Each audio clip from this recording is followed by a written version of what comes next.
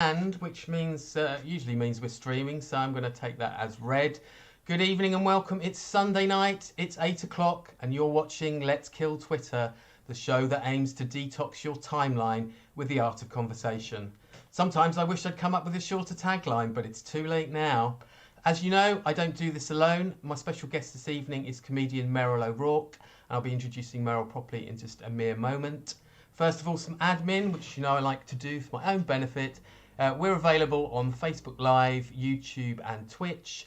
Also, you can watch the stream after the show is finished, preferably on YouTube, where you can also subscribe to the channel, where all our previous shows are, and all previous clips too. Speaking of which, please do follow us at LKT Zoom, our lovely Twitter account, which is obviously so crucial to the show. When we're live, you can comment at us, you can tweet your favourite tweets, ask us questions, whatever you like to do, and obviously the rest of the time that's where we'll be retweeting clips, news about future shows, and hopefully some sort of banging tweets of the week, although admittedly I've been a bit lax this week. It's been really nice weather and, you know, human nature has dipped in places, so I'll make it up to you next week, don't worry. But luckily our guest has chosen some fantastic tweets. Meryl is an accomplished stand-up and gag writer and has written for the BAFTA-nominated New World Order and Frankie Boyle's Tour of Scotland. And as well as receiving a clutch of 5 stars of reviews for her own stand-up work, she's also won the Betty and Peter Sitcom Award. And she was nominated for a Sony Award for her work shouting at people on breakfast radio. Please welcome Meryl O'Rourke. Hello!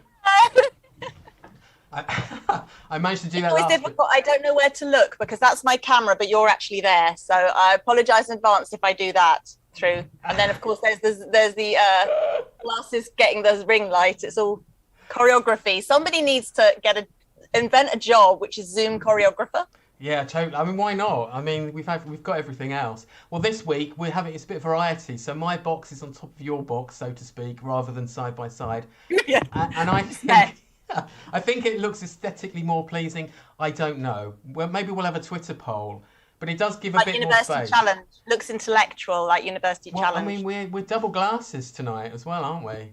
Yeah, we've been talking about. You've been talking about your varifocals. Well, I know. I should have. Hello, Martin, regular viewer of the show. Hello, Martin. I have got varifocals, and it's a very cheap. I'd say it was a cheap way of getting drunk. They're not that cheap, are they? But they're I know, all I get right. them from the pound shop, but mine are just straightforward reading glasses. I can actually see stuff, but I've had them 2 days. They do take a bit of getting used to. You actually have to play. You have to pay close attention to what you're reading, which is probably no bad thing. How are you anyway? I'm all right. I'm very hot and sweaty, and also I'm a bit worried because it's hot and sweaty. I've got the back door open, but we have a pop concert going on nearby. So I was actually very distracted when you started because there was somebody singing a song from Pretty Woman, and I was trying to remember the artist, and I still can't. It was the one that goes, "I have fallen for you. I am so happy." That one. I can't remember who it was. Right, maybe Martin could possibly help us out. He's very good at things like that. It's pretty cool that you've got a live concert going on very near you. We can't hear it, so you know. Yeah, so if it might come in and out depending on the wind because it's quite close. I think Nile Rodgers was just on, even though he wasn't billed. But Nile Rodgers he gets everywhere. Nile Rodgers. Me and my children went to help out at Grenfell Tower after the tragedy, and Nile Rodgers was there. I mean, he literally is everywhere. I've just realised that actually, if we hear any of that concert, we could probably be done for copyright. Oh, well, let me know and I'll open the door. Then I'll get very sweaty. I mean, I don't know. I mean, actually, I'm not even sure how much of the song you're allowed to sing, but there you go. Whatever. You're fine. It was less than 30 seconds. It's fine. So how are you? How is I don't even know what to call it, the new normal or whatever we call it now. What do we call it now? It's okay for us. I'm gigging quite a lot, more than I expected. Actually, I've been very lucky. It's quite odd though because I'm back gigging. I forget that a lot of people are still in lockdown mentality. So I've been doing my usual things of texting people, going, "Oh, I'm coming to Manchester. Can I sleep on your sofa?" And they've been like, "No, you can't come in our house." So that's been weird. Like the first night I was away, I took my own pillow with me. But also it's quite a difficult adjustment after a year and a half being at well, nearly a year and a half, being at home with the children, because I found out I missed them, which was a bit of a revelation. Oh, so we have actually just come back from a working holiday. I had a gig in Wales and a gig in Plymouth, so we spent the week in Wales and Cornwall. You see, after this was going so well, you've just frozen. I don't know what's going on. No!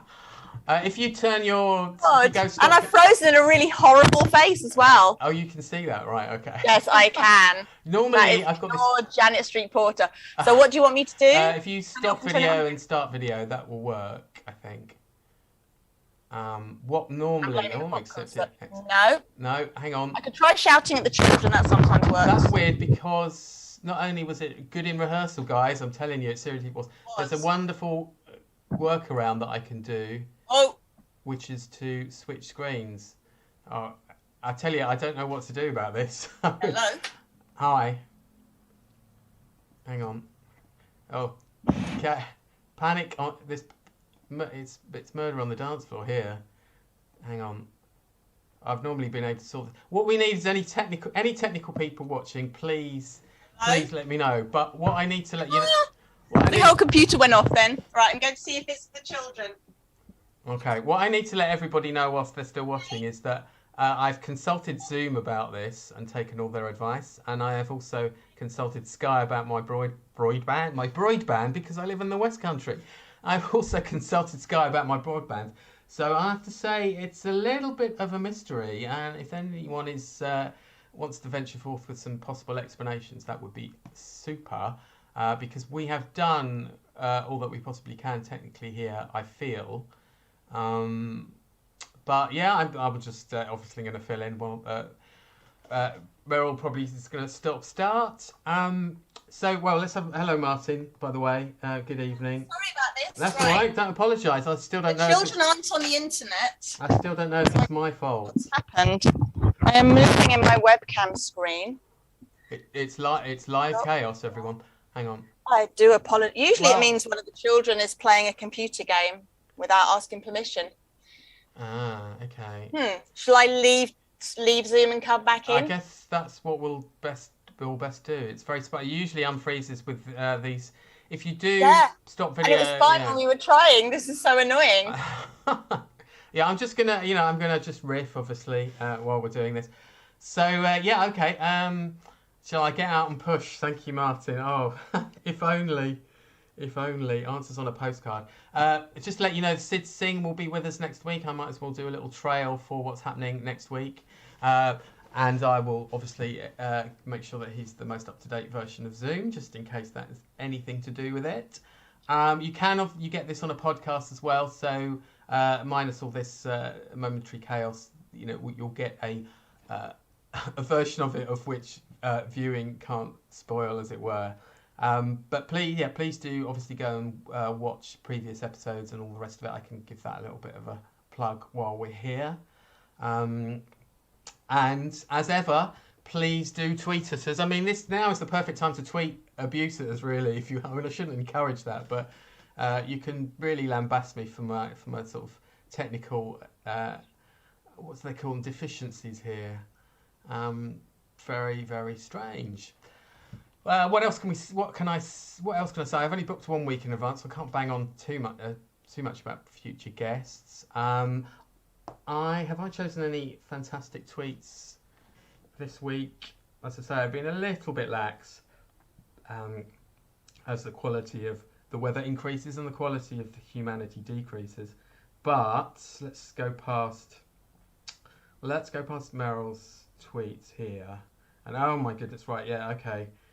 Chuck Thomas, who is a TV and digital guy at Talk Radio, has tweeted, "It's beginning to look a lot like Christmas," because he has spotted a Christmas tree flavour salted hand-cooked chips, which, it's wrong on every level, really, isn't it? What else did I pick out? Paul Cornish just saw a photo of two of the coolest men on the planet looking like a couple of teachers on a school trip to Llangrog. I have to say, if I pronounced that right, I'd be well chuffed with myself. Obviously, Paul McCartney and David Bowie there. Christmas tree flavour, yeah, Martin, you were just a little bit slow on. Yeah, Christmas tree flavour. What do you make of that? I mean, pine fresh breath, I guess, is like the big advantage with that one, really. But also, I would imagine that, you know, you'll be finding those crisps in various places for months after Christmas in true pine needle fashion. What else did I pick up on this week? Oh, Nick Doody. Hello, Nick. Oh, brilliant tweet. Oh, brilliant tweet here. Oh, hang on. I think Meryl retweeted this one, and she's back with us. Oh, I say that. I'll leave the Nick Doody tweet up for your delectation.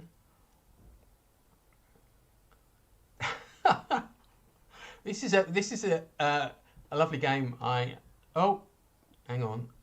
What's going on here? I was going to say that's a lovely game. I like to call Blank Square. Hello, hello, hello. No, you're on mute. You're on K. Hang on, asked to unmute. Yeah, you know. It hello. said hello. I'm Hello. sorry. It said I have no internet. I don't know why it said that. That's weird. It just decided to give me any.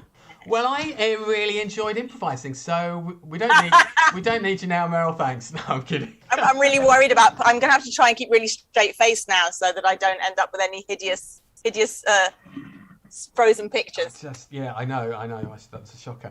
Goodness me. Right, let's get back on track. I was just going through a couple of tweets that I'd selected from this week, including one on Christmas tree flavoured crisps. Nice. Christmas tree flavoured? Yeah. I mean, that's just wrong on various levels, really.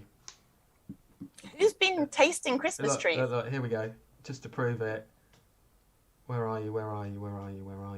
Just a little detour via your tweet. It's better be worth it. Here it is. Okay. Luxury. I mean, they look like. Okay. Yeah. There's a thing. It's a thing, Meryl.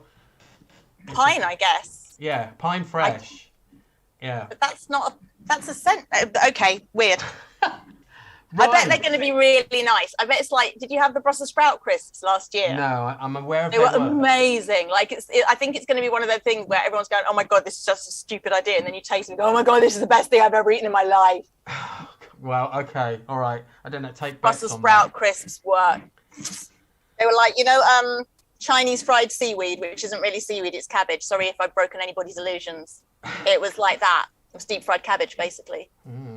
Still not convinced.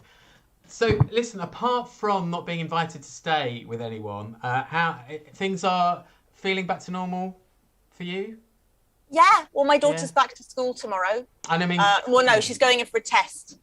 Not an academic test, an up-the-nose test. Oh, yeah. And then they're all just being thrown into school with no mitigation whatsoever. Yes. So that's quite... I mean, we've had COVID. My daughter hasn't had COVID, but we had it relatively mildly, touch wood. But yeah, it does all seem a bit nuts. Well, of course, today Boris did some backpedaling and started saying, I think we should vaccinate the children. Why aren't we vaccinating the children?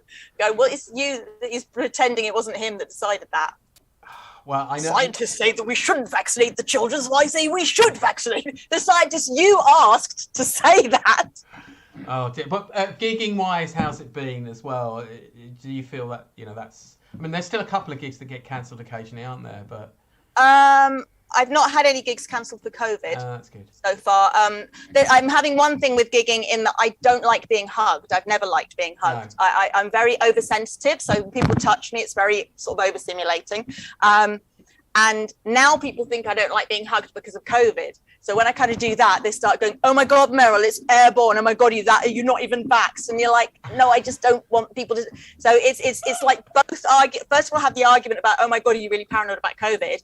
And then I have to have the argument with people like, why don't you like being hugged? What's wrong with you? Which I find bizarre as well. Like if I say I don't like tomatoes on my sandwich, people don't give me tomatoes on my sandwich. They don't give me a lecture about how there's something mentally wrong with me. This is making me feel better because actually today, when I went to see some friends today, I was one of them sort of gave me a handshake, and I was like really extremely uncomfortable with it because I haven't shaken anyone's hand for quite a while, and actually it kind of has killed the handshake for me because I was just sort of thinking, yeah, I'm just gonna have to wash those germs off now. Sorry, Yeah, I used to quite like a handshake, and I can't even imagine it now. I don't mind that whole elbow bump or fist bump. I like or something like that. I don't even like the fist bump because that's somebody's fingers. Yeah, I guess so. I've never done that foot touch thing, I like waving. I've always, because I don't like being hugged, I've always just done that. Hi. So tell me a bit about your life online, Meryl. So we've done this going on the real world. Well, you don't have to tell me everything, but you tell me. You know, are you post lockdown? Because I mean, this show started, just to sort of top the tape. This show started as a kind of, I mean, calling it "Let's Kill Twitter," but in many ways, it's a tribute to some of the things that are good about Twitter. But quite honestly, you know, we have to deal with the turdy stuff most of the time as well. And I've resisted coming on the show for a while, mainly because I love Twitter. So I actually didn't like that. I was thinking, what will I be expected to say if I'm expected to criticize Twitter? Because Twitter is my place. It's my home. It's the first time in my life I've ever felt like I'm completely myself and liked for being myself. So I do spend way too much time on Twitter, Facebook a little bit. Twitter, I think also it appeals to the blokey side of my nature. I've always felt that Twitter is masculine and Facebook is feminine. It's like Facebook is kind of, here's an entire paragraph about my cat with some photos, whereas Twitter is political thing, stupid thing. Do you remember this thing about the 80s? Right? Yeah. And I think that's quite a sort of pub way of talking. But saying that though, I've got this theory, I think, that in real life, people find me a bit too sober and loud and intense. So I'm annoying in a pub. Like, I don't get drunk. I sit there wanting to have conversations about things that go on slightly too long. And on Twitter, that's okay. It's okay to be sober on Twitter because people can't really tell. And I guess I am too intense on Twitter. I'm learning to keep my tweet threads down a bit more than I used to. But at the same time, it's okay to be opinionated on Twitter. It's what's expected of you, and you're part of a big melange. So yeah, it's the first time in my life I felt able to be completely myself, which is over opinionated, think slightly too much of myself, silly, rude. I think that's great. I think it's actually nice to have a eulogy for Twitter, because, you know, in all honesty, I think most of the guests that we have on feel that Twitter is a necessary evil most of the time, and no one's really, you know, there are some people that make good use of it and do have fun with it, but I mean, quite often it is, you know, people will say, well, listen, if I wasn't a comedian, or I wasn't trying to sort of promote something, you know, I wouldn't be on social media. I have that with Facebook, I think, more. Twitter for me, I mean, I follow almost 3,000 people, and that's quite conscious. I did go through, I got emotionally abused by somebody on Twitter. It sounds ever so childish, but I got into this very incestuous little circle of friends who all talked about each other without naming each other. And you ended up following all these threads and trying to work out who, and afterwards I was like, okay, I'm just going to follow so many people that I can't get involved. And I find that by having this really diverse timeline of stupidness and facts, and then even just things like, you know, you follow some local orchard or something and they post a photo of an apple a day or something, is that you can scroll past the trauma if it's starting to get to you too much, and go on to something else. I agree, actually. I mean, I do think in a nutshell, we're on the same page with that. I've gone through a period in the last few weeks where some arguments, I mean, there are always going to be some arguments that are sort of circular, but there have been some very sort of ego, personality-driven sort of arguments that are just sort of going round and round and round, and I'm just thinking, oh gosh, I suddenly felt that, you know, it was closing in on me. So perhaps following a few more people is going to help sort of brush that out, actually. Well, we were talking that there's a local issue, which thing is, if anybody follows me, they'll know I talk about it sometimes, which I've had to stop talking about online because I've had some quite realistic threats in the real world. And actually, I found when I stopped talking about it online and started doing things like emailing local councillors or emailing local police, I was actually getting far more done. Rather than just having the same circular argument with people I barely knew over and over again, and finding, you know, an hour's gone by and I'm talking to complete strangers and getting really upset. And that's actually not doing anything practical. So sometimes it's quite a good idea, I think, to step back a bit and go, well, who is this person I'm actually talking to? And am I actually making a difference? Because one of the problems with Twitter is it does make us all feel like we can make a difference. That one tweet I'm going to send is going to be the tweet. I mean, I'm terrible at that. I've got a huge ego, and I'm terrible at going, you know, what I'm going to say about this subject is going to be the thing that saves somebody's life. And sometimes you need to step back and not just be a keyboard warrior, and actually going, well, hang on, do the people who can change this thing in the real world, do they actually know what I think? Well, it's really, because so I do think that everyone's out there thinking that the tweets are a bit like algorithms, and if they can just crack the wording of one of them, they're suddenly going to kind of make this huge, massive difference. And obviously, if you put "this is the tweet" at the top of it, then you know that it isn't going to be the tweet. But there's somewhere out there, there is this kind of, there is this probably, you know, sort of killer tweet. It slightly reminds me of Hitchhiker's Guide to the Galaxy, the woman in the cafe in Rickmansworth who just realises the answer to life, universe and everything when the Vogons destroy the planet. And it's like somewhere there is actually, the woman from the cafe in Rickmansworth has actually spoken. It's on there somewhere. She's spoken. It's just we've just ignored her. We all missed it. Yeah, she's only got 5 followers. Yeah. Yeah, that's because there were Vogons on Love Island probably, but yeah. Facebook, I think, has become a little bit more toxic than it has meanwhile, don't you think? Everything is down to who you follow. So on Twitter, I follow all kinds of different people, and Facebook I mainly use for work. So there it's comedians and family. And so what I get into with Facebook is seeing people I work with and having arguments with them is actually quite hurtful and upsetting. So I try to step out of them. And I suppose the big difference is on Twitter, you can choose not to have the algorithm. So I have mine set on latest tweets, which means I really will get the absolute random throwing up of whatever is going on with the random people I follow. Whereas Facebook, they choose. And sometimes it's quite sinister what they choose. I mean, there have been things, I never really talk about Brexit. I have friends who are very passionate on both sides of the debate, neither of which I want to hurt. So I step back a little bit from it. And yet on my algorithm will choose to show me a lot of Brexit stuff, despite the fact I don't talk about it on Facebook. So I find things like that quite sinister, because if the algorithm is based on what I do and what I want to do, then that's come from somewhere else. Now, given what you just said about what Twitter can deliver in terms of the pub life, if you like, does that mean you're not an Insta fan? I know, I can't get my head around Insta, and I think it's because when it got popular, I was so horribly addicted to Twitter. Yeah. I thought I cannot, and I was told at the time that Insta was more addictive. And I thought, I cannot go on here. Now I want to, so I'm really good friends with Frankie Boyle, and I work with him a lot. And he's on Insta, but not on Twitter. And he hates Twitter and he loves Insta. And at the moment, I'm trying to get him to promote my show, because I'm doing my solo show, Vanilla, which I'm doing at 2 North Down on the 20th. And no, not the 20th. Brighton, the Caroline on the 20th, 2 North Down on the 17th of September. And he can't retweet it because he's not on Twitter. So he screenshots it and put it on Instagram, but that means nobody can click on it. So that's literally the biggest issue for me not being on Instagram at the moment, is Frankie can't throw me at his followers in the way that I would like him to. I do find the fact that you can't sort of retweet anything, as it were, on Insta. I find that really weird. No.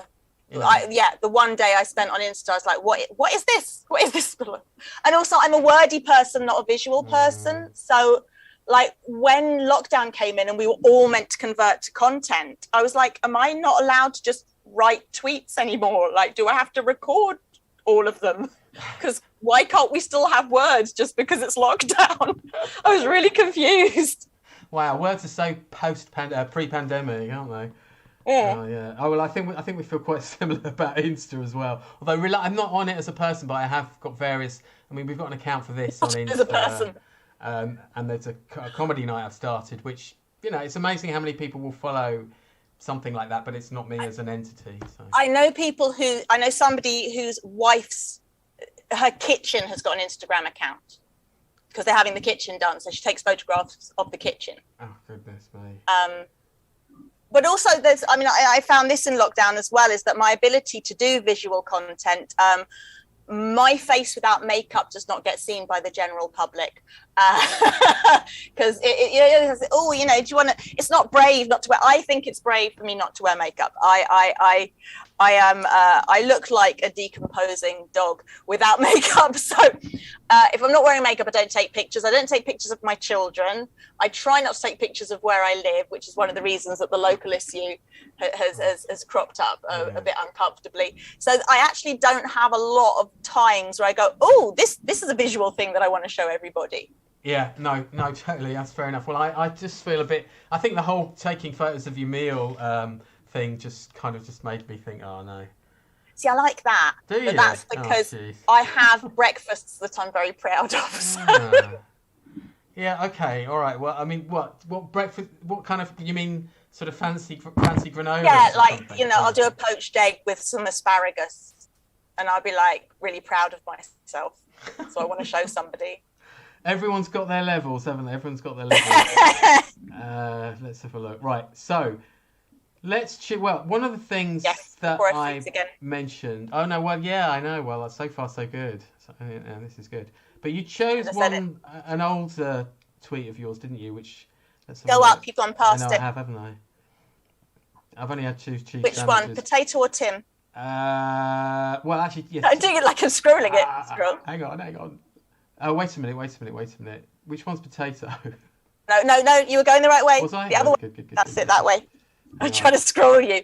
There we go, past it. There we go. It's small. Is that potato? Oh, there, yeah. Yeah. Right, so if you read the tweet and then just venture forth. I don't know. I've never read them out loud. And if I could do it in my voice, I've just realised as I put my black pepper and rosemary oil in my bath, followed by salt, that my beauty regimen is basically roast potato. This follows neatly on from Instagram. I love a segue, unintended or otherwise. Yeah, but if I'd taken a photograph of that, it would have looked like nothing. No, it would have not, just some bath oil and some salt in my dirty bath. That's the other thing as well. I think people on Insta are cleaner than I am. so you've got a bath oil that was obviously black pepper and rosemary. Black pepper and rosemary, because it's meant to be good for your muscles. Yeah. And I put salt in my bath as well because it's very good for your skin and various women's things. And I don't use bubble. I always use oils and salt. And then I realized, I think it's because I smelt it. I was like, I'm roasting my own potato body. I don't know how to do. It was just literally a thought I had. I mean, obviously, if you're going to throw all those ingredients in there, then why wouldn't you come up with something like that? I'm just sort of thinking what else you could. I mean, it's sort of like, 5 spice. I don't know what that does.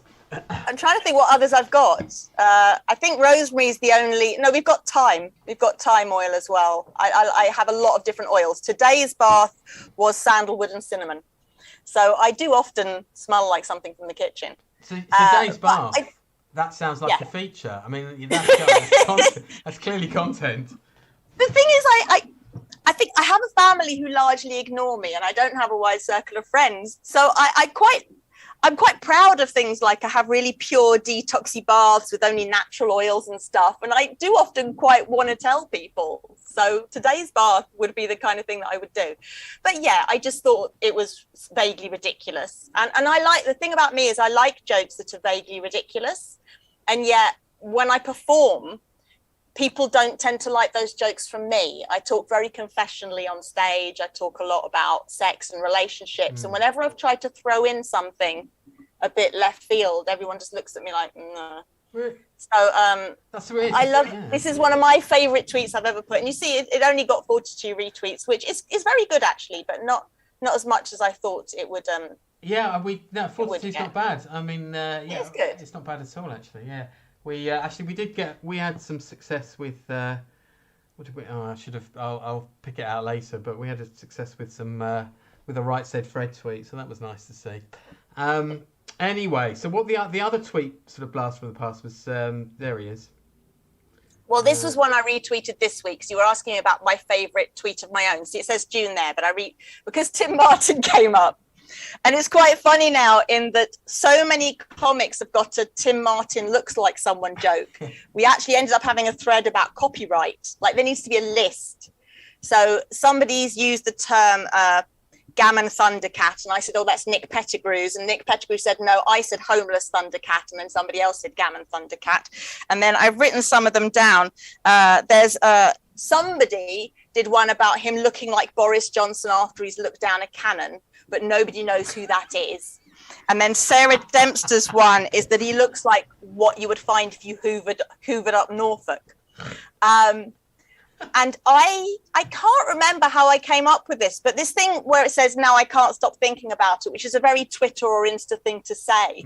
But this came about because I literally could not stop thinking about it. I had a television writing day that day, and I was doing a lot of jokes about what Tim Martin looked like. And when you do those jokes, I end up kind of staring at somebody, and it was his stripy top. And his stripy top made me think, that's the kind of top a children's television presenter would wear. And once I'd found this photo of Rod, Jane and Freddie, I was trying to work and I kept laughing myself. I mean, it's like that now I can't stop thinking about it is a real Twitter cliche, but it was genuinely, I posted this about an hour after I first found the photo because I could not stop being tickled by it. See, I think that's good because obviously you've committed there. You haven't been put off by the fact that the stripes are a little bit wider, because obviously that's like Burton's to me. Or it's a bit like, if you click on it and you can actually see the proper triad of Rod, Jane and Freddie, it does work better. Yeah, it's trouble. We can't see them together, but being able to see all three of them together, it absolutely is. It absolutely is like someone's gone in one of those machines from The Fly. What is what's Martin saying? He doesn't like the looks like I'm not jokes. a big fan of this, but this thread pulls together so many people. Yeah, I think there should be an account. Surely there should be an account devoted to this. I seem to be good at them because it's one of the things. So when I'm writing on New World Order, I am one of the main "this person looks like this" writers. This is like Zoomographer. That's like...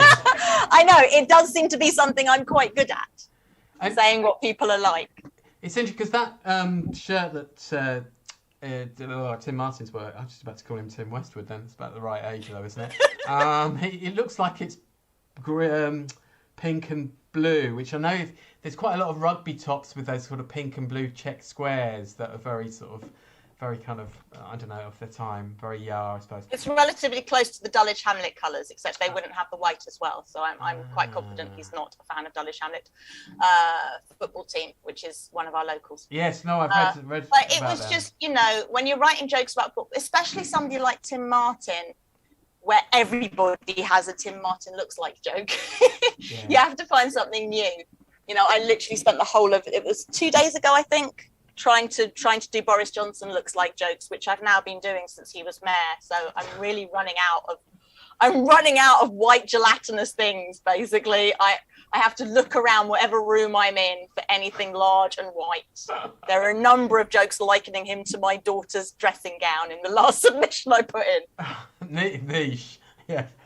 Oh goodness. Well, Rod, Jane and Freddie, their own entity, but didn't they spin off from a particular show? I can't remember. Rainbow. Oh, thank you, Rainbow. Things in the middle of Rainbow. And it wasn't Freddie originally, but I can't remember who the original person was. It was Matthew Corbett for a bit. Oh, wow, so Rod and Jane were married and they were with somebody else. Probably some geeky person on Twitter will be able to tell us. I mean, Matthew Corbett. And then Freddie came in. And then, as you would expect, like this is almost like a rumour about, but Rod and Jane were married and then Jane started seeing Freddie. Oh, no. And now Rod and Freddie are married. Not Rod and Freddie, Jane and Freddie. That would have been a better upshot. That would have been fantastic. So hang on. That would have been very millennial as well. Is Rod the blonde gentleman? Rod is blonde. So they are in their order. So Rod... It's like Ant and Dec. Ant and Dec always stand in order. Yeah, of course. Yeah, of course. Rod, Jane and Freddie. Branding before we called it branding. It's interesting. In Israel, they'd have to be the other way around. In Israel, they have to be the other way around. Yeah. And in whichever Asian country where they write that way, they probably have to stand on each other's heads. But doesn't Rod actually look like a young Tim Martin? Yeah. A bit as well. Hence the joke. Oh, but no, if you look, there's Freddie's chin, so you've got a basis of Rod. So what we've got here, we've got a basis of Rod. Yeah. Then you move Freddie's chin into it, and also Freddie's kind of surprised, slightly plastic surgery-esque eyebrows. Yeah. And then we get the thinness of Jane's face, because you see all of Tim Martin's features are very much in the middle of his wide face. And also the hair is a combination of the three of them, really, isn't it? Yes, that was a very I've just had 2 cheese sandwiches today question to ask. But you can't put Rod Yeah, you couldn't really isolate Rod, otherwise no one. Put Rod in the corner, baby. Yeah, exactly. You can't. So he was the original. He is the OG. A bit like a young Jason Donovan as well, sort of ish. I don't know. No, maybe because we saw the young Jason Donovan. Yes. He was famous when he was young, and he didn't look like that. In fact, he was famous when he was younger than Rod is there. So Julian, you're just talking rubbish. Yeah, I'm talking. I am talking a bit rubbish actually. So we're going to ignore that. Jane looks slightly like a young Jason Donovan. More so, yeah, it's true. There's an ABBA quality there. We're just one short of a full ABBA, really, weren't they? Where should we go now? Because we've obviously got some sad tweets as well, and it's always hard to kind of register that. But obviously there was the news today about Sarah Harding. So let's. I felt we couldn't talk about Twist today without talking about Sarah Harding. And so I looked on my timeline of who was talking about it, and I chose Claire, who I follow because she is a nurse with the breast cancer charity Copperfield, and I think there were two reactions that most of the people on my timeline had, which was absolute shock and upset. I mean, you said you knew she was ill. I didn't know she was ill. But I think even if you did know she was ill, she was 39, which is so young. Yeah. Absolute shock. And she was so vivacious, which I know sounds stupid because it wouldn't be any less sad if she'd been quiet. So there was that shock. And then after that, a lot of people, my reaction was to ask people to check their boobs. There was a lot of retweeting of people saying, please check your boobs. And I think that's driven by my mum had breast cancer, and I don't think I was checking my boobs when I was 39 simply because I was still breastfeeding when I was 39, so my hands were always in them. But a lot of younger women wouldn't be checking their boobs. A lot of people don't really know how to check the boobs properly either. And this is quite interesting as well, is that Copperfield have one that's customizable, because checking big boobs and checking small boobs is actually quite different. Checking boobs that already have things like moles or inverted nipples, which can be signs of cancer, is different. I went to have a mammogram recently, and the nurse said something very pithy, which I've not heard anybody else say, is that it's so difficult diagnosing anything in a breast because there's no such thing as a typical breast. So she said, if there's something wrong with your leg, we know what a leg is meant to look like, so we can put it back to looking like a leg. But everybody's breasts are completely different, and of course men can get breast cancer as well. So the Copperfield website is also customizable for men. Oh, okay, that's interesting. I didn't realise that. Yeah. So one thing I didn't realize when I was taught how to feel my boobs, because I was really scared of mammograms for ages, and you're meant to start off up here, which a lot of people, that's breast tissue, which I don't think a lot of people realize. When you have a mammogram, the reason it's uncomfortable, I thought it was uncomfortable because it's squeezed there, but no, that it's uncomfortable because they actually try and scrape all this bit into it as well. So I've never had anybody pat me there and I've gone, oh, get off my boobs, but yeah, and you're meant to have a particular hand shape. I was taught to do it like that, so I was told you've got to pretend you're the queen waving at your boobs. Right. Yeah. That, because if you do it like that, which is your instinct, sorry to be doing this, but educational, and also I am 50 and I don't get to squeeze my boobs in public very often anymore. So if anybody's being aroused by this, that's absolutely fine. But yeah, so the instinct is to feel like that, but of course that's got gaps. So you're meant to sort of feel like this, and in different positions as well. I know when my mum got breast cancer, a lot of it spread into her armpit, so you're meant to feel in there as well. So there was that, and just help. I think, it's hard to tell because I'm an older woman. I think younger women now are actually more comfortable with their bodies. And as much as I don't like the sexualization of young women now, which is what my show Vanilla is about, there's also great benefits to it in that young women now do not feel shy about touching themselves in the way perhaps that we did. We might have thought it was a bit rude to make friends with our boobs in bed at night, even in private. And also, I love Claire's photo. Claire is a breast cancer survivor herself, and when my mum had breast cancer, and I think even 15 years ago when I started breastfeeding, you were thought to have there were serious boobs and fun boobs. and you weren't meant to have both. So once I started breastfeeding, I was no longer allowed to regard my boobs as sexual. And once my mum had breast cancer, she was no longer supposed to regard herself as sexual, which she really felt very strongly. That was the part that she missed the most. She missed being sexually attractive when she had her breast removed. And in the old days, I would get a lecture for saying something like that about your breasts are just there for your babies. They're not there to be attractive. And I think now there's a far more of a concept of they are multitasking things. You know, the reason that people who find breasts attractive find them attractive is because it shows that their prospective mate is able to feed their baby. So it is all linked together. So, it's incredibly sad about Sarah Harding and really shocking because breast cancer has such a high survival rate now. Yeah, no, in the context of how we are. I mean, it's interesting. I didn't realise that there was a particular sort of cupping, and I wonder how many people know that I have to sort of check with that. I mean, I'm sure once you get used to the specifics of it, it's very easy to sort of do it and, you know, be comfortable with I find it easy because I have small ones, so I can dig about. And like the first time I ever thought I found a lump and went to the doctor, it was actually my rib. I can feel my rib through my boobs, whereas my daughter, who is enormous, I won't be able to teach her how to feel hers because she can't feel her ribs through hers because hers are quite a distance away from her ribs. So that's why Copperfield specifically, you know, a lot of websites do, but they have this one where you put in your breast size and your gender, and so my daughter will find it harder than I do. I don't officially check my boobs, but because they're quite small, I can get around them very quickly in a couple of minutes. Yeah. Whereas somebody with bigger boobs might need to navigate it slightly more. And is it something that you can sort of do looking at something online, or is it best to sort of go, you know, who will do it face to face, if you like? You're meant to do it in the mirror at home. But when I was very scared of having mammograms, because I just couldn't get my head over the fact that they were going to squish it and everything, my doctor did a proper check, and she was the one that taught me about the hand and going all the way around and lying on your back. You're meant to do it lying on your back. You're meant to do it up. You're meant to do it with your arms up as well. So I'm no expert on it. I was just taught how to do it by my doctor. Because I was squeamish about mammograms, and I finally had a mammogram a few months ago, and it wasn't painful, and it was clear, which was a surprise because I'd heard the first mammograms are often not clear. And it is very sad, and I don't know. I mean, one of the things as well about saying to people, check your boobs, it almost felt awful because it almost felt like you were implying that Sarah Harding didn't, and I'm sure she did, but a lot of women of her age won't be checking them very often. And I know that it was quite advanced when the doctors found it.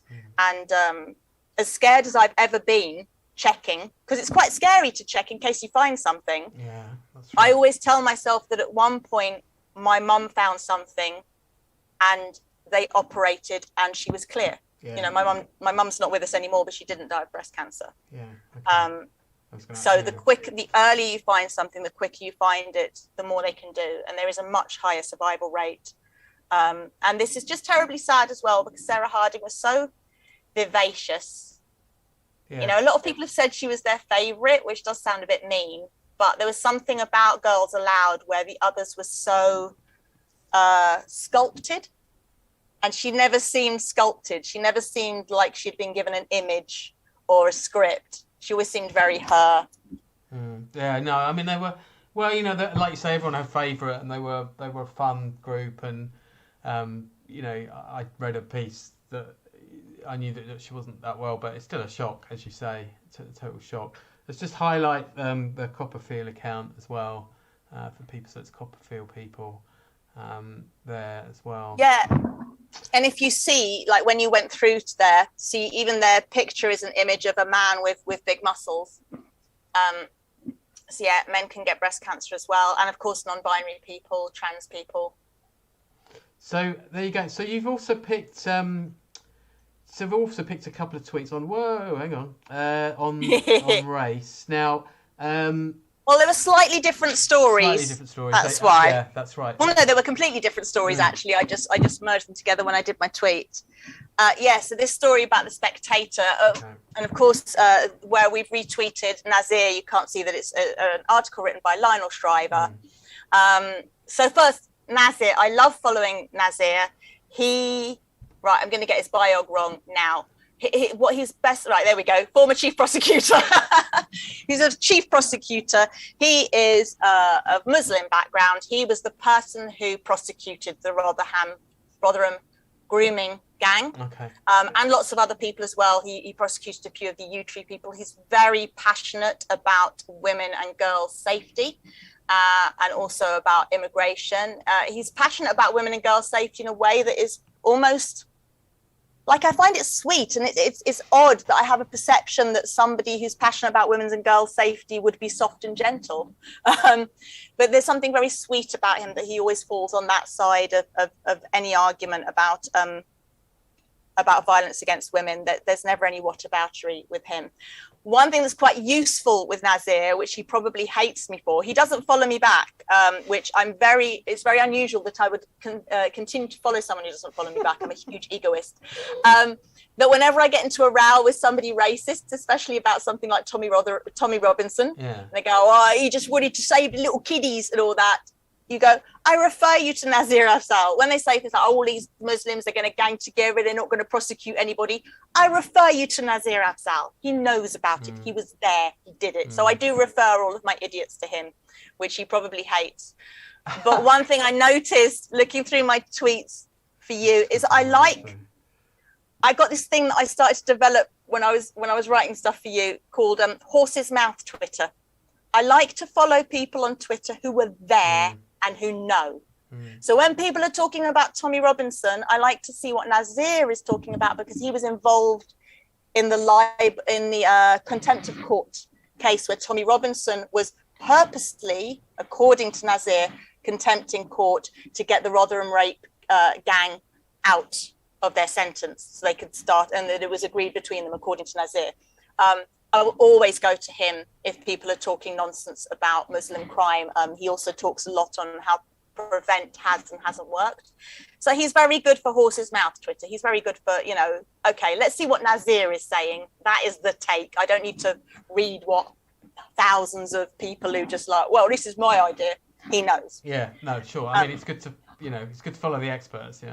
Yeah, I try to do that. Yes, this article written by Lionel Shriver, and it always makes me jump when I see these statistics. More than a third of UK births now involve at least one foreign-born parent. In parts of London, 80% of births are foreign-born mothers. Now, I was born to a foreign-born mother, okay?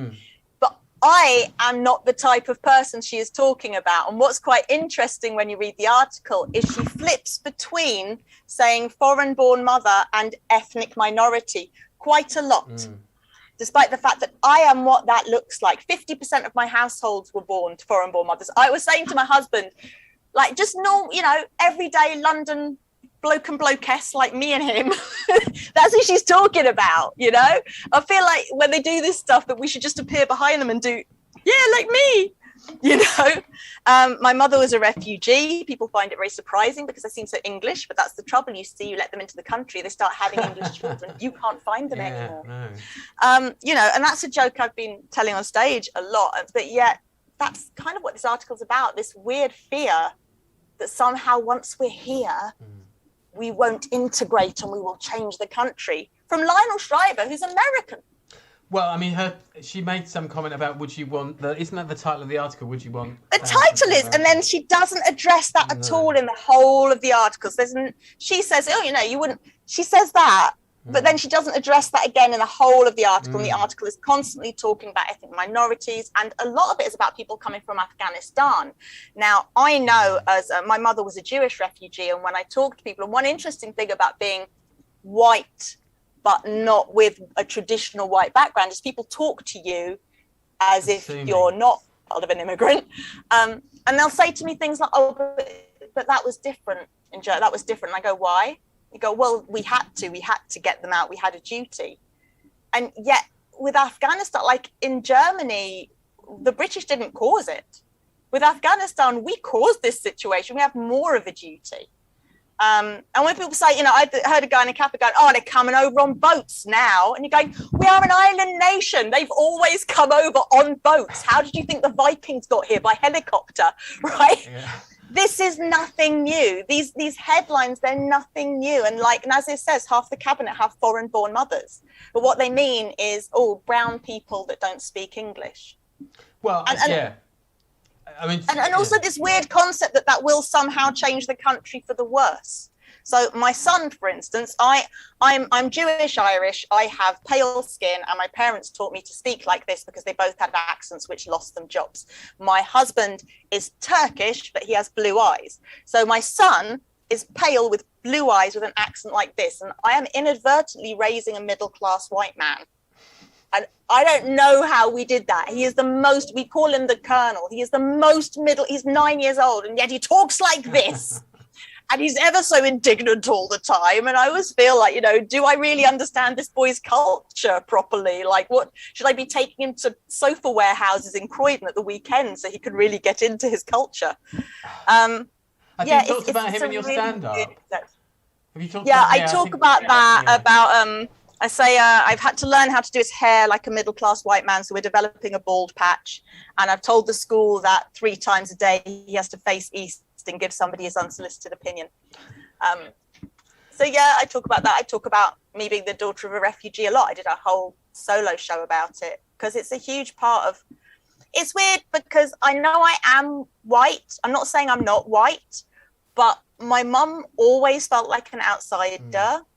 And I've grown up in Brixton among people who aren't white. So my daughter says she told a boy at school that she was Jewish, Irish, and Turkish. And they said, oh, you're spicy white, which apparently is a term which I really love. Yeah. And I was like, oh, we're spicy. And then I thought, I can't say I'm spicy because I don't have the Turkish bit. I've just got the Jewish and Irish. So I'm kind of pickled white, if anything.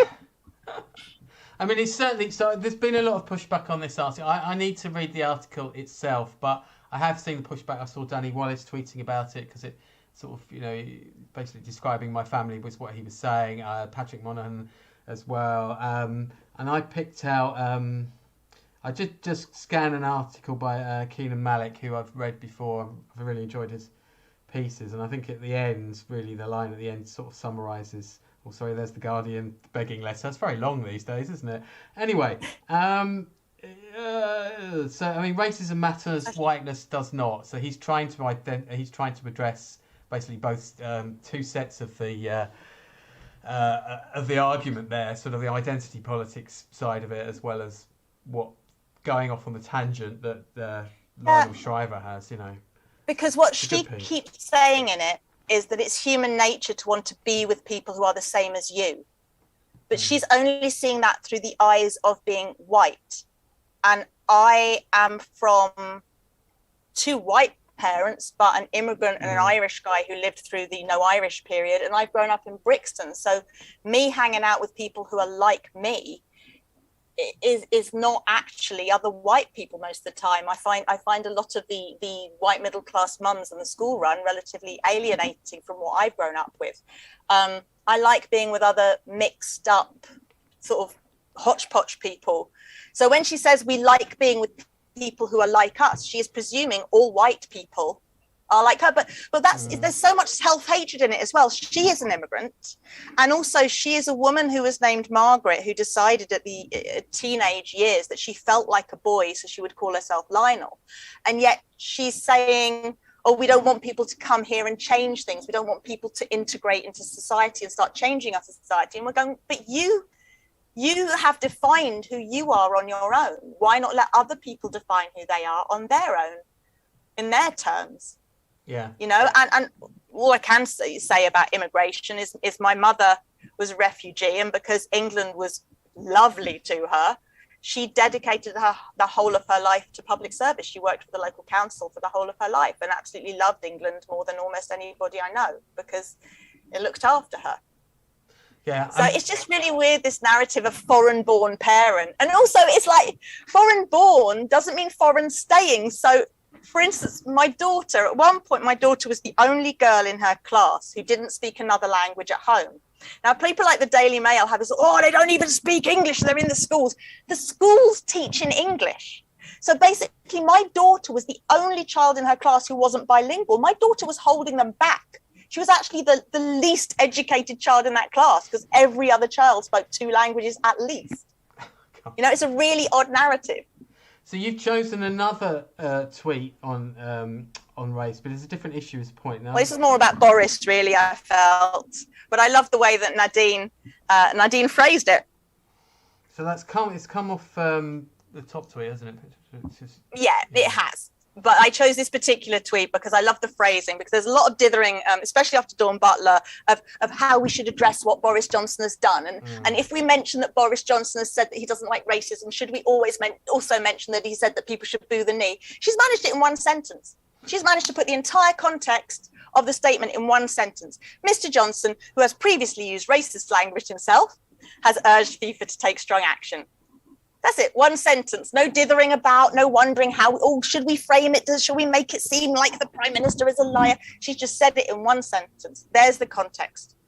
And Nadine's got a wonderful, very direct way of writing. She is the race correspondent for The Independent. And I believe she's the first specialist race correspondent in the country. And there was a bit of a thing about why do people need a race correspondent? But what she does is she looks at a lot of issues that don't come up. So she was talking about the Windrush scandal before anybody else I knew was talking about it. And she'll also take a Black and ethnic minority view of big stories. So, for instance, during the Afghanistan crisis at the moment, bringing refugees over, she has found that some of the resources and budget for that have been taken away from the Windrush people who are still being deported and still trying to get reparation. And I love the way that Nadine writes, though. Nadine writes in a very straightforward way. She's able to get the whole flavour of the story over. You know, this one little tweet, Mr. Johnson, who's previously used racist language himself, there's always a little bit of a raised eyebrow in her stories, the way she writes, which she was trolled by a Tory MP recently for just basically contacting her office and saying, can we have a statement, which is completely standard. But I think because of Nadine's slightly eyebrow-raised tone, the woman read stuff into it that wasn't actually there. And the other thing I love about Nadine, she's from my area. She is very like the girls I grew up with. And every now and then she'll just start talking in patois, especially if she's angry, she'll start swearing in patois in the middle of her thread. And a reggae artist died this week, and she was posting clips of their music. She is, like I said before, like with the last story about wanting to be with people who I'm like, she is just like everybody I grew up with. So I like getting my news from Nadine. Yeah, I've seen her in a couple of panels. I think I've seen her on Politics Live, and Ian Dale's had her on Cross. I can't remember which. He's on his show on LBC. But yeah, cool. No. I've not seen her punditing. Yeah, no, punditing's good, definitely. Martin's just pointed out the PM is foreign born, of course. He is, but he doesn't think so, and I find people like Boris Johnson who looks at himself in the mirror and thinks this is what the superior race looks like. I mean, honestly, he's got the skin complexion of the thighs of a celebrity being shamed by Heat magazine. Like, he just looks so gelatinous. Why would he ever look at himself and think this is the master race? He looks like a bunch of privately schooled elephants have played soggy biscuit on a tree stump. Like, he's just there. Oh dear. And he's just a troll. And I don't even think he's a hypocrite. Well, the thing is, I don't know. I mean, there's always a place for those jokes, but I also think that they can have a kind of, a negative effect on Boris bashing has a sort of, what's the inverse reaction, I think, sometimes, really. I mean, I don't know. I guess, but satirists... Oh, yeah. I mean, we've never been here to solve problems. We've been here to point problems out. Yeah. And nobody has ever solved a problem with a joke. The joke points at the problem, and then somebody in the powers that be is meant to sort it out. Yeah. No, so, jokes are not meant to be taken as manifesto pledges. No, but important disclaimer. No, totally. Now, it would be, I know we're sort of running out of time, but I think it might be a shame be a shame to miss out on I think we've only got 2 to do, which is the tour. Yes, we have only got 2, and the next one's very short. Yeah. So Halls of Yore. So I mainly chose this for the account. I love the account, and I just looked through. This is one of the more informative tweets that they've put out this week about a shop in the 1700s which sold condoms. It's interesting as well. Not that we've got time, but if you look at the actual advert, there's so much pride in the maker of condoms. There is the skill that she makes them with. Well, I don't mind running over. Let's just read the tweet. This is a trade card from around 1780 that advertises the shop of Mrs. Windsor in Covent Garden, London. Mrs. Windsor sold condoms, known as machines and skins. Condoms then were made from animal guts and were designed to be washed and reused. Oh gosh, that reminds me of the British Museum there. That reminds, there is a documentary I saw years ago of a guy who served in the First World War, so it would have been quite a while ago. And his condom that he took with him, this huge plastic thing, was called Geronimo, and he said it had to be basically washed out. Yeah. And what's interesting about the skill, the pride that's on the little card is that it's obviously from a time where having a condom was seen as something quite responsible and romantic to do.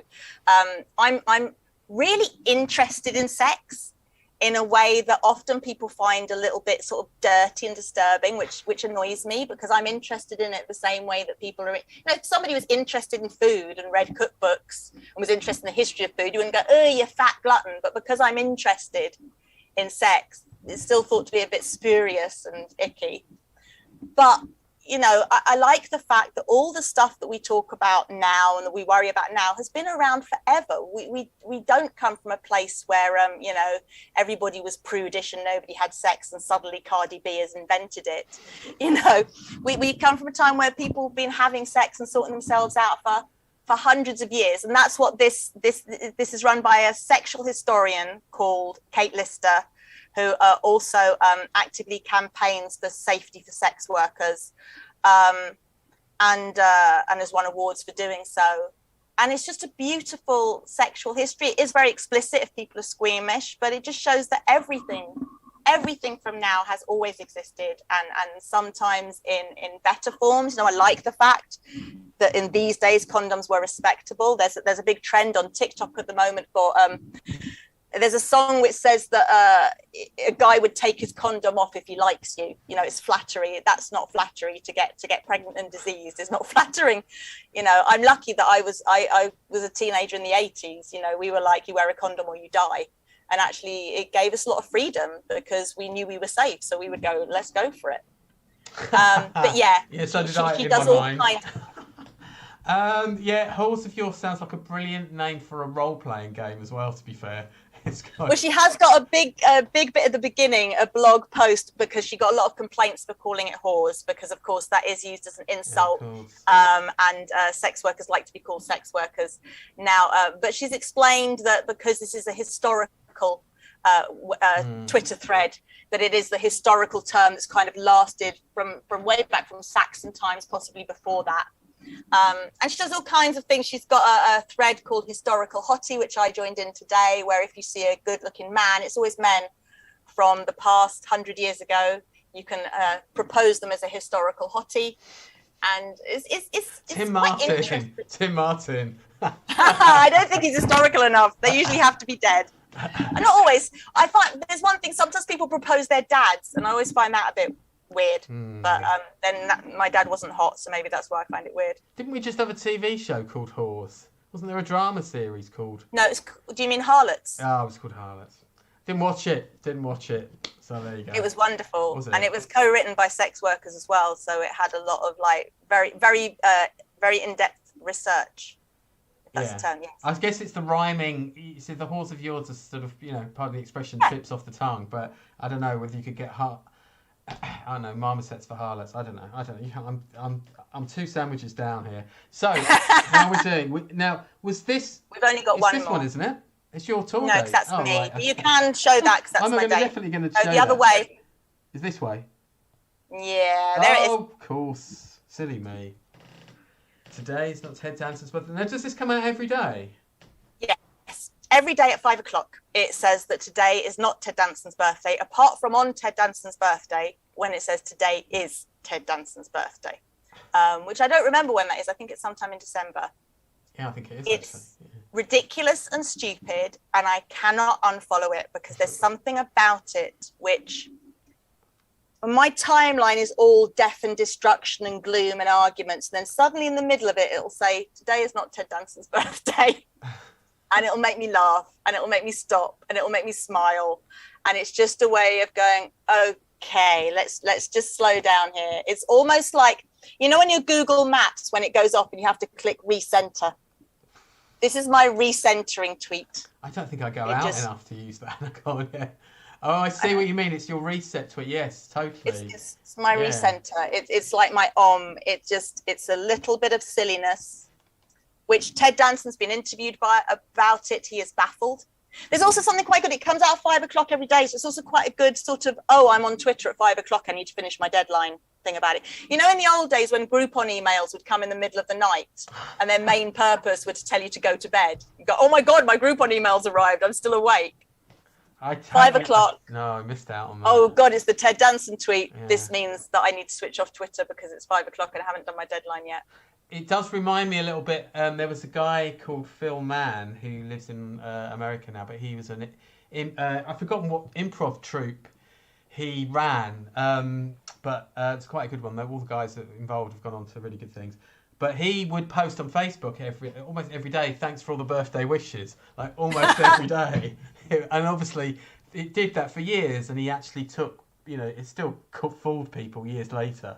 I mean, it pissed a lot of people off as well, but I mean, that's all to the good, I think. But well, what's lovely, if you scroll down, loads of people put very disappointed faces of, there's somewhere he's looking really disappointed, or, saying when...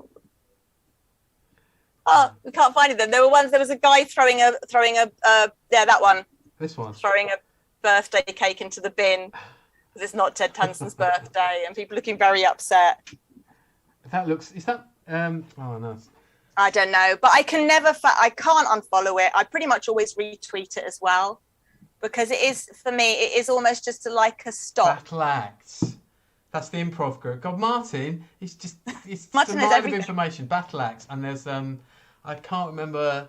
There's one of the women in it has been on Mash Report and all the rest of it, done very well. Anyway, so listen, very helpfully. Usually at this point, I say to people, "Where can people see you next, Meryl?" Well, guess what? You've found a tweet about it. Because I'm right in the middle of a promo cycle. You are. But Huddersfield has had to be cancelled because we couldn't sell enough tickets by now. I mean, that's the thing. You're never sure if everybody's going to turn up on the night. That's what people tend to do these days. So please, if you are thinking of coming to any of the shows, please do book tickets in advance because venues like to know like a week ahead. So King's Cross to North Down's going ahead on the 17th. On the 20th, I'm in Brighton at the Caroline of Brunswick with a double bill with Radu Isaac. And then I've got a Zoom gig on the 23rd of September for people who are not in London or Brighton. And yeah, that's me. I'm warming up my solo show Vanilla because it's being filmed by Next Up, which I'm very, very excited about. That's lovely, yeah. It is lovely, but it's a show about modern culture, and we've had to keep delaying the taping. So every time we delay it another few months, I have to rewrite it because all the things I've written about are completely out of date. Yeah, modern culture moves pretty fast, doesn't it? Yeah. Are you the last person on Earth left doing Zoom gigs? Or... Possibly. I find it useful that like the last Zoom gig I did, I had people from Northern Ireland, Delhi, Houston. So it's quite useful as it doesn't exclude anybody apart from my deaf friends, because I haven't managed to get the funds to get BSL yet, but I'm trying to caption actually the Next Up taping, when it goes on the Next Up site, it will be captioned at last. So I feel really bad because I've got a couple of deaf friends who tell me off. Do they not have a facility for that?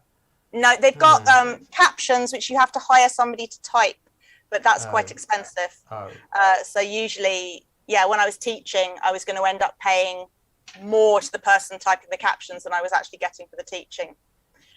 But because the next up filming, the Next Up version is going to be captioned when it's on their streaming platform. So yeah, that's great. I can rest easy a little bit and stop totally. feeling guilty. Totally, yeah. Okay, yeah, that's brilliant. Because I was just thinking that YouTube, don't they automatically caption things? Or at least maybe that's but after that's auto event. caps. Yeah. So it's often wrong, especially if you're saying anything unexpected. No, that's true. When I'm talking about the flaps and wanking and stuff, I'm not sure whether auto caps can handle all that. It usually comes up with some kind of place name when it can't think of anything. It comes up with like a random capital city or something like that. Yeah, doing a whole show about flapjacks. That was great. That was brilliant. We've not run over too much. We had that little slight panic at the start, but I have to say after that it's been totally fine, which is great. And I've actually quite enjoyed the format, and I must remember that for next week. I haven't been as distracted by seeing me on the down box, as it were. I've got two of you. I can see two pictures of you. That is the other account that needs to be there because of the screen share. That's what it is. That's all right. But yeah, so thank you very much, and so much for that. And just hang back when I stop the stream so that we can just say a proper goodbye. Okay. Your Twitter handle. Hugging. What's that? No hugging. No hugging, of course, or handshaking. Obviously, people can follow you at Meryl O'Rourke, and that Twitter handle has been on a little ticker on the top of our heads. Leave out the apostrophe because Twitter is anti-Irish. Yes, they don't like the apostrophes, do they? And hello, and cheers, Martin. Thanks again. Thank you, Martin. And we'll be putting this out, as soon as we finished, I'll be sort of typing in the description so that it can go out on Facebook Live with a proper description, and also YouTube, where it was streaming to now. We'll be doing a podcast version as well, and cutting some clips. So thanks very much for watching. I think I've already mentioned that next week, hopefully you've got Sid Singh joining us, and I'll definitely sort of confirm that as well. So I guess all that remains to do is for both of us to wave the streamers thank you and good night. Thank you. Cheers, guys. Take care. Bye.